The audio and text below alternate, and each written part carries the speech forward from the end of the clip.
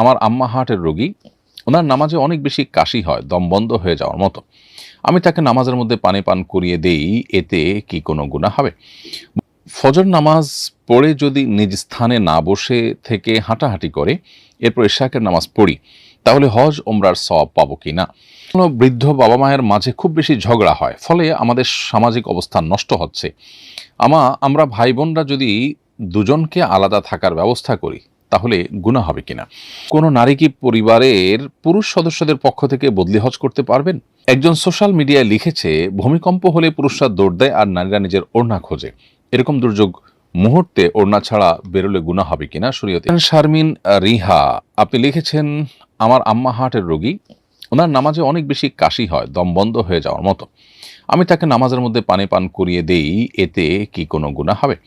বোন শারমিন রিহা, আপনার এই প্রশ্ন উত্তর হলো যে আপনার মায়ের কাশির কারণে দম বন্ধ হয়ে যাওয়ার উপক্রম হয়, নামাজের মধ্যে যেরকম পরিস্থিতি হয়, তাহলে নামাজ ছেড়ে দিয়ে তিনি আবার পুনরায় নামাজ পড়বেন।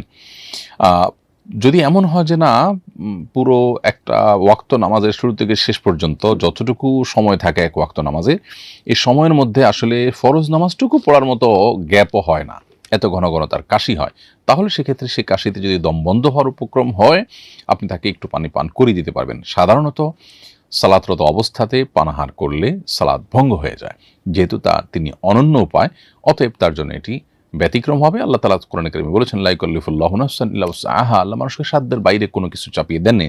সালাত কোন অবস্থাতে মাফ নয়, মওকুফ নয়, যতক্ষণ পর্যন্ত তিনি সুস্থ আছেন এবং সজ্ঞানে আছেন। সুস্থ আছেন বলতে সজ্ঞানে আছেন। অতএব তার সালাত তাকে আদায় করতেই হবে এবং অনন্য উপায় হলে একটু পানি তাকে আপনি পান করিয়ে দিতে পারবেন। আর যদি 4 রাকাত সালাত পড়ার সুযোগ থাকে, এরকম গ্যাপ থাকে, তাহলে সেক্ষেত্রে তিনি ওই গ্যাপে সালাত আদায় করে ফেলবেন এবং একবার অসুবিধা হলে প্রয়োজনে নামাজের নিয়ত ভেঙে আবার নতুন করে সালাত শুরু করবেন। এরপরে প্রশ্ন হলো, বৃদ্ধ বাবা মায়ের মাঝে খুব বেশি ঝগড়া হয়, ফলে আমাদের সামাজিক অবস্থান নষ্ট হচ্ছে। আমরা ভাই বোনরা যদি দুজনকে আলাদা থাকার ব্যবস্থা করি, তাহলে গুনাহ হবে কিনা? প্রথম কথা হলো যে বাবা মার মধ্যে ঝগড়া হয়, এইটার জন্য আপনাদের সামাজিক অবস্থান নষ্ট হচ্ছে। এই যে সামাজিক অবস্থান নষ্ট হওয়ার বিষয়টা, এটাকে খুব বড় করে দেখবার কোনো কারণ নেই। সমাজের মানুষের কাছে আপনারা একটু ছোট হচ্ছেন, ঠিক আছে, কিন্তু অপরদিকে আপনার বাবা মা, তাদের প্রতি আপনাদের শ্রদ্ধা, দায়বদ্ধতা, ভালোবাসা, এটাকে আপনাদের সর্বোচ্চ গুরুত্ব দিয়ে দেখা উচিত এবং এই তথাকথিত সামাজিক অবস্থানের চাইতে আমার বাবা মায়ের কেয়ার হচ্ছে কিনা বা কেয়ারে কোনো ত্রুটি হচ্ছে কিনা, সেটা আমাদের কাছে গুরুত্বপূর্ণ। এরপরে কথা হলো যে তাদেরকে যদি আলাদা করে রাখলে ভালো হয়, তাদের কল্যাণ হয়, তাহলে সেটা করা যেতে পারে তাদের সম্মতিতে। তা না হলে জবরদস্তি যদি তাদেরকে আলাদা থাকার ব্যবস্থা করে দেন, তাহলে সেটা কিন্তু গুনাহের কারণ হবে। এরপরে প্রশ্ন হলো, একজন সোশ্যাল মিডিয়ায় লিখেছে, ভূমিকম্প হলে পুরুষরা দৌড় দেয় আর নারীরা নিজের ওড়না খোঁজে। এরকম দুর্যোগ মুহূর্তে ওড়না ছাড়া বেরোলে গুনাহ হবে কিনা, শরীয়ত এক্ষেত্রে নির্দেশনা কি দেয়? প্রথম কথা হলো যে বা যারা সোশ্যাল মিডিয়াতে এই ধরনের কথা লিখছেন যে ভূমিকম্প হলে পুরুষরা দৌড় দেয় আর নারীরা ওড়না খোঁজে, এখানে নারীদের ওড়নার কারণে তারা কিছুটা পিছিয়ে আছে এরকম একটি ধারণা হয়তো তারা দেওয়ার চেষ্টা করছেন, জ্ঞাতসারে কিংবা নিজের অজান্তে। আমি বিনয়ের সাথে তাদেরকে প্রশ্ন রাখতে চাই, কোনো পুরুষ যদি ভূমিকম্প যে মুহূর্তে আঁচ করেছেন, টের পেয়েছেন, ওই সময়তে যদি হাফ প্যান্ট পরা থাকেন কিংবা শুধুমাত্র আন্ডারওয়্যার পরা থাকেন, তিনি কি লুঙ্গি বা প্যান্ট কিছু একটা পরে তারপর দৌড় দিতে চাইবেন না? সেক্ষেত্রে তার এই যে একটা লুঙ্গি বা প্যান্ট কিছু একটা পরে অন্তত তাকে দৌড় দিতে হচ্ছে, এটাকে তিনি কি আসামের কাঠগড়া দাঁড় করাবেন?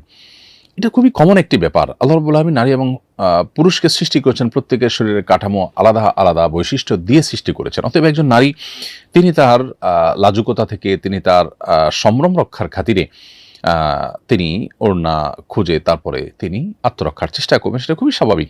অতএব এইটাকে নিয়ে যারা ট্রল করছেন অথবা নিজের অজান্তে যারা এটাকে নিয়ে হয়তো নেগেটিভ মন্তব্য করছেন, সে মানুষদের কাছে আমাদের বিনীত প্রশ্ন যে তারা এর মাধ্যমে আল্লাহর একটা বিধানের বিরুদ্ধে নিজের অজান্তে হয়তো দাঁড়াচ্ছেন এবং সেই সাথে একটা অযৌক্তিক অবস্থানে তারা দাঁড়াচ্ছেন, কারণ একই কথা তো পুরুষের বেলায়ও প্রযোজ্য হতে পারে।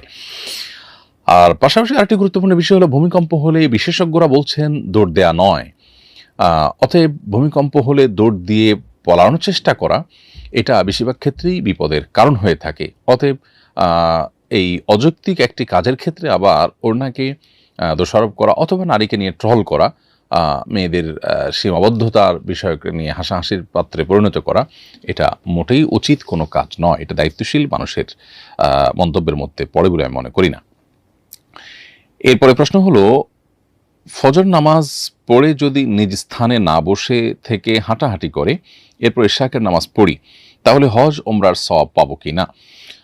প্রথম কথা হলো যে ফজর নামাজের পর নিজ স্থানে বসে যদি কেউ জিকির আজকার করতে থাকে এবং সূর্য ওঠার 15-20 মিনিট পর 2 রাকাত সালাত আদায় করে কেউ, তাহলে তিরমিজির বর্ণনা অনুযায়ী নবী করিম সাল্লাল্লাহু আলাইহি ওয়াসাল্লাম তার জন্য পূর্ণাঙ্গ হজ এবং পূর্ণাঙ্গ ওমরার সওয়াব এর কথা ঘোষণা দিয়েছেন। অতএব একজন ইমানদার তিনি সর্বোচ্চভাবে চেষ্টা করবেন যেন হজ ওমরার সওয়াব পেতে তিনি ইশরাকের সালাত আদায় করেন, অর্থাৎ সূর্য ওঠার 20 মিনিট 15 মিনিট পর্যন্ত ফজরের পর নিজ জায়গায় বসে জিকির আজকারে লিপ্ত থাকেন। এখন কথা হলো যে যদি হাঁটাহাঁটি করেন তাহলে সেক্ষেত্রে সওয়াব থেকে বঞ্চিত হবে কিনা? উত্তর হলো যে যদি হাঁটাহাঁটি করাকালীন সময়ও জিকির আজকারেই থাকেন, অন্যমনস্ক না হন বা অন্য কাজে মনোযোগী না হন, তাহলে সেক্ষেত্রে একই সওয়াব তিনি পাবেন আশা করা যায়, বিশেষ করে মসজিদে বা যে জায়গায় সালাত পড়ছেন তার আশপাশের জায়গার মধ্যে থাকলে।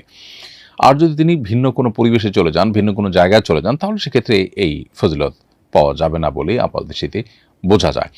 তবে ইশরাকের সালাতের একটা সাধারণ ফজিলত আছে যেটা তিনি পেতেই পারেন। অতএব সাধারণ ফজিলত পাওয়ার প্রত্যাশায় তিনি ইশরাকের সালাত আদায় করবেন। হতে পারে সেটা সূর্য ওঠার আধা ঘন্টা পর, 20 মিনিট পরে বা আরও আগে বা পরে।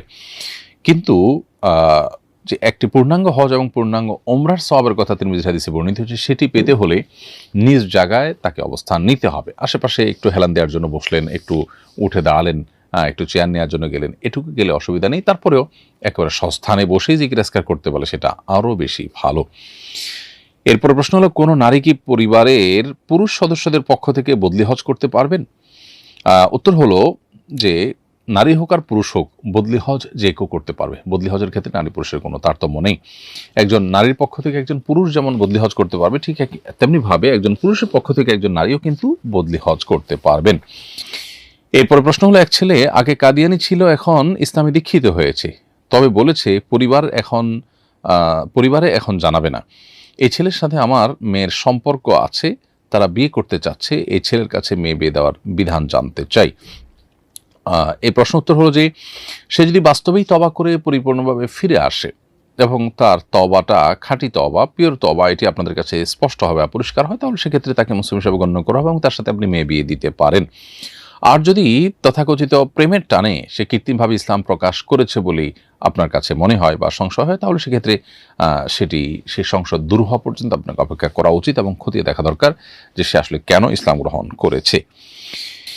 এরপরে প্রশ্ন হলো, সরকার জাতীয় যোগ্যতা কাঠামো তৈরি করেছে কিন্তু এতে কওমি মাদ্রাসার শিক্ষার্থীরা নেই, বিষয়টা সম্পর্কে আপনার মন্তব্য জানতে চাই।